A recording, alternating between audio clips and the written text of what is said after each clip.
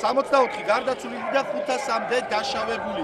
ასეთი არის მონაცემები, რომელიც დღეს კიევში მომხდარ შეტაკებებს მოყვა. ეს ინფორმაცია გავრცელა რამდენიმე საათის წინ უკრაინის ჯანდაცვის სამინისტრომ, თუმცა სხვადასხვა სააგენტოები იტყობინებიან, რომ დღეს კიევში 100-მდე ადამიანი დაიღუპა.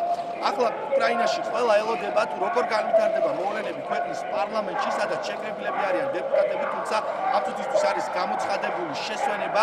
დეპუტატებმა უნდა იმსჯელონ ქვეყანაში არსებული პოლიტიკური კრიზისიდან გამოსვლის კონკრეტულ გზებზე და პოლიტოლოგები აცხადებენ, რომ პრეზიდენტი იანუკოვიჩი წავა სერიოზულ დათმობებზე, რადგან ის გრძნობს, რომ ხალხის მხრიდან აგრესია იზრდება და გაცილებით მეტი ადამიანი ერთვება მის წინააღმდეგ საკმაოდ სერიოზულ ბრძოლაში. დღეს კიევში იმყოფებოდნენ უკრაინის პრეზიდენტთან შეხვედრაზე გერმანიის, საფრანგეთისა და პოლონეთის საგარეო საქმეთა მინისტრები. ისინი ასევე ესაუბრნენ ოპოზიციის ლიდერებს, თუმცა არც ერთ მათგანს კომენტარი არ გაუკეთებია პრეზიდენტ იანუკოვიჩთან შეხვედრის შემდეგ.